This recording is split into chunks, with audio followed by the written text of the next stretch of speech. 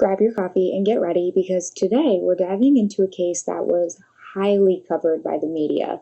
There are tons of shows and movies about it. It's one of the most well-known cases to this day, not only because it involves a well-known actress and the Charles Manson cult, but also because the crimes were so heinous and there was very little justice after the fact. That's right, today I'll be telling you why Sharon Tate was so iconic and how her life came to a tragic end. Please be advised that this case is probably one of the most gruesome that I've ever covered, and usually I kind of blur that a little bit, but because there's so many movies and TV shows and podcasts about this case, I figured I'm going to give you the details, the gory details, unfortunately. So, with that being said, let's take to the notes. Sharon Marie Tate was the daughter of a U.S. Army officer and homemaker. She was born in Dallas, Texas in 1943 and was the oldest of 3 girls. Because of her father's job, she moved around many times as a child, and this made it hard for her to really build roots and relationships. This kind of shaped her into being a shy and self-conscious teenager, and though many thought that she was aloof, her beauty was something that always was noticed. She entered and won beauty pageants growing up, even at a very young age, and used this time on stage to talk about her love of things like psychiatry. Her great looks and eager attitude helped her land a role as an extra in the film Hemingway's Adventures of a Young Man, where she met and eventually dated Richard Beymer, who was one of the producers. This experience and his encouragement sparked her love for acting, and there was kind of a snowball effect after this as far as her career goes. She met many well-known names in the industry between 1960 and 1963. She was cast in Pat Boone's Chevy Showroom and Barabbas. She got herself an agent to represent her in both acting and modeling, and she signed a 7-year contract with Filmways Incorporated. She was often recognized by producers on set for her beauty, even when she was just cast as an extra. But she lost a lot of roles due to a perceived lack of confidence.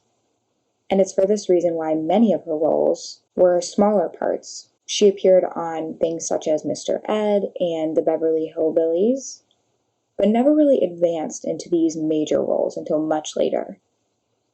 As she continued to pursue acting, she was in and out of relationships and had many suitors who proposed to her, even though she declined. And she said that the main reason why she was hesitant on getting married at the time was that she knew if she were to get married, she would retire from acting, and she believed that she still had a long way to go. At first, it seemed like this was all for nothing, as she was getting rejected for many roles, even though she auditioned for so many things like The Cincinnati Kid, The Sound of Music, The Sandpiper, but she kept trying. In 1965, this all worked out for her, and she got her first big role in Eye of the Devil, which also led to a documentary being created about her called All Eyes on Sharon Tate.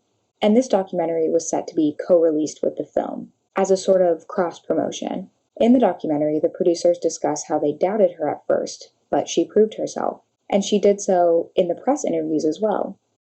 She traveled around the world from London to France to LA to do press and to shoot the film, and this is where she met Roman Polanski. And Roman was friends with a man named Ransoff, who was producing a new film called Fearless Vampire Killers. He recommended Tate for the role, and she was granted it. She would play alongside Roman, who was also starring in the film, and though they clashed heads at first, especially during filming, they really grew to like each other and even started dating. Eventually, they would move in together in London. Now, she was intertwined closely with huge names in the industry and was drawing a ton of attention. As Polanski was filming Rosemary's Baby, Sharon would come to visit the set, and photos of her would be taken by paparazzi, which increased the film's popularity even more. She was interviewed by high-profile publishers on her off time, and most notably, she'd be interviewed by Playboy, who would share nude photos of her and partially nude photos of her. And around the same time, she confided in her close friends, saying that she was actually in love with Polanski, likely because he saw her and cared for her before her career started and before she was hypersexualized. When asked about how she felt about her body being shared with everybody and being such a large focal point of her fame, she said, quote, I have no qualms about it at all. I don't see any difference between being stark naked or fully dressed. If it's part of the job and it's done with meaning and intention. I honestly don't understand the big fuss over nudity and sex in films. It's silly. On TV, the children can watch people being murdered, which is a very unnatural thing, but they can't watch two people in a natural process of making love?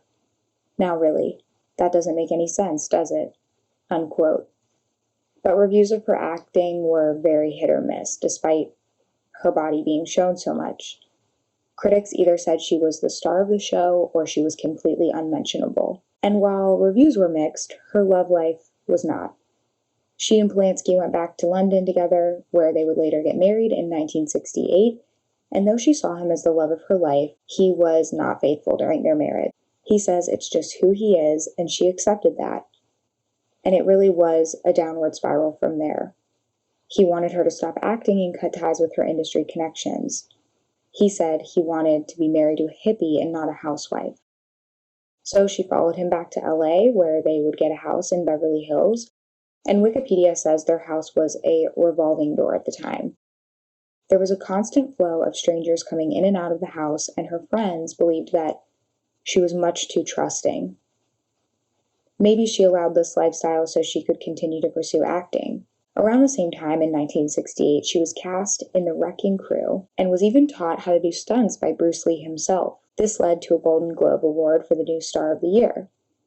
She was nominated and runner-up for many other awards, and because she was being recognized so much, she was able to negotiate larger salaries for her future jobs. So at this point, things were really looking up for Sharon Tate, both in her career and in her personal life, when in 1968, towards the end, she became pregnant with her first child. She and Polanski moved to 150 CeeLo Drive in LA and loved the house. And it was in that house where this tragedy begins. Sharon was alone in LA at the time, and her husband was off filming but was supposed to return to the house on August 12th to be back in time for the child to be born. In the meantime, he asked 2 of his friends to stay at the house with her. Then, on August 8th, just 4 days before her husband was supposed to return home, the crew returned to the house after having dinner together. Little did they know that 4 of Charles Manson's followers were also scoping out the house. Tex Watson, Susan Atkins, Linda Casapan, and Patricia Kenwinkle were given specific instructions by Manson himself to, quote, totally destroy everyone in the house and do it as gruesome as you can, unquote. Mind you, at this point, Sharon was almost 9 months pregnant. She was also with her good friend, Jay, who she had dated in the past, and her husband's friend and his wife. Just past midnight on August 9th in 1969, the Manson followers would approach the house and cut the phone lines. They kept their cars out of sight and made their way to the house on foot. It's said that they climbed the back fence when they saw a car's headlights, so they hid in the bushes. They realized that someone else was on the property that night. Stephen Parent, an 18-year-old who was visiting the property's housekeeper. This was the first person that the group came across, and trigger warnings began right here. Watson held a gun to Parent's head as he pleaded for his life, and then Watson lunged at him with a knife and shot him 4 times. Overkill is pretty much this group's MO. Watson then got into the house by cutting the window's screen and entering that way. He let the rest of the group in through the front door. Their whispers woke Frykowski, and they proceeded to kick him in the head, saying that they were the devil and they were here to do the devil's business.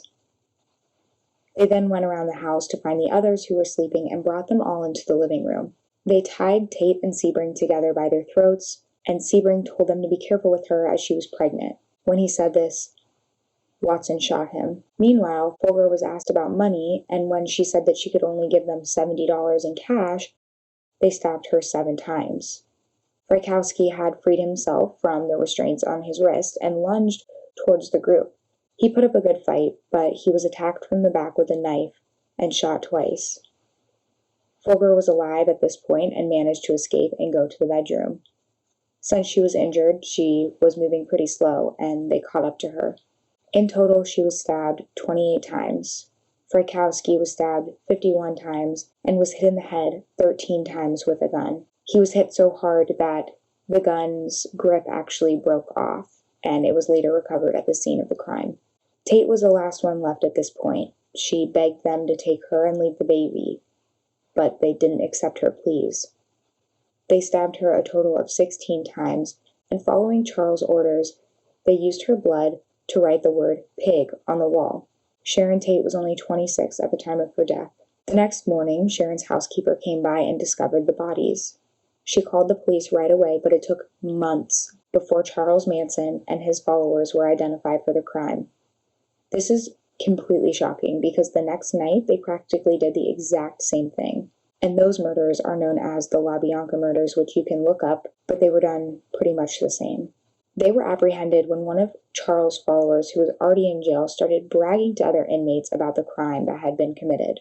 Following the crime, there were lots of back and forth on who did the killing of each person. The cult members seemingly wanted to take ownership to their cellmates, but not to a jury. In the end, all 5 members of the group were tried and convicted for the murders. At first, they all received death sentences, but in 1972, this was ruled unconstitutional, so instead, they were given life with the possibility of parole. So now, I'm going to give you a breakdown of each person's sentence and where they stand today. I want to state these notes were pulled directly from Wikipedia. All of my sources are linked in my show notes as always, so if you want to do some more digging, please feel free. Susan Atkins remained in prison until her death from brain cancer at age 61 in 2009. At the time of her death, she was California's longest-serving female inmate. Atkins had been denied parole 14 times, and her request for compassionate release had also been denied. Patricia Krenwinkel was imprisoned in 1971 and still remains incarcerated. Following the 2009 death of fellow Manson gang member Susan Atkins, she's now the longest incarcerated female inmate in the California penal system. She's been denied parole 14 times, most recently in 2017. Charles Manson remained imprisoned until his death from cardiac arrest resulting from respiratory failure and colon cancer on November 19, 2017. He was just a few days from his 83rd birthday and had spent all but 13 years of his life in some sort of supervised setting. While in prison, Manson had been denied parole 12 times, and after 1997, he refused to attend any of his own parole hearings. Leslie Van Houten was 21 when she was convicted and sentenced to death. She became the youngest woman ever put on California's death row, as well as the youngest member of the Manson family convicted of murder. Currently incarcerated, she's been denied parole 22 times, most recently in 2019. At her 3 most recent parole hearings, she was actually approved by the parole board, but in each case, the parole board's decision was overturned by the California governor. And finally, Charles Tex Watson remains incarcerated. He's been denied parole 17 times, most recently in 2016. And while imprisoned, Watson claimed that he had become a born-again Christian. This case captivated the nation and really the world. It was like a never-ending nightmare full of cults, murder, fame, and a lack of justice. Every piece of it makes your brain hurt and makes you question humanity. Following the murder of Sharon Tate and her friends, many movies and TV shows were made, such as Aquarius, Charlie Says, Season 7 of American Horror Story, The Haunting of Sharon Tate, and Once Upon a Time in Hollywood. In the later film, it depicts Manson as a vengeful man who had aspirations of being a musician and wanted to record with Terry Melcher, who once lived in the house Sharon was in when they killed her. But when Melcher refused this deal, Manson became enraged and wanted revenge on Hollywood in general. Many thought Polanski was the original target, but that is untrue. It was less about who was killed and more about when it happened. That is, for Charles Manson at least. And like many things that are hard for humans to wrap their head around, the crime scene location has become somewhat of a tourist attraction. The house on Celio Drive has a long history of very famous residents, but the house's owner has to be the worst. After the murders, when photos were released of the crime scene, the house's owner, Altobelli, sued Sharon's family for damages on the house and sued her husband for allowing photos to be released, claiming it would hurt the resale value of the house. He sued her family for $500,000 and was granted just a little over $4,000. In 1992, the house was listed for about $5 million and was rented for $11,000 a month to the Nine Inch Nails frontman who recorded their album, The Downward Spiral, from the house's living room. The new owners changed the address and the look of the home. At its height, the house was valued at about $12 million. Though this is a solved case and everyone involved is either long gone or will never be released from prison, there is no justice for such a senseless act. That's it for this episode. If you have thoughts on this episode or want a specific case covered, write in by DMing me on Instagram at Megan the Morning Podcast. And I'll see you back here in 2 weeks.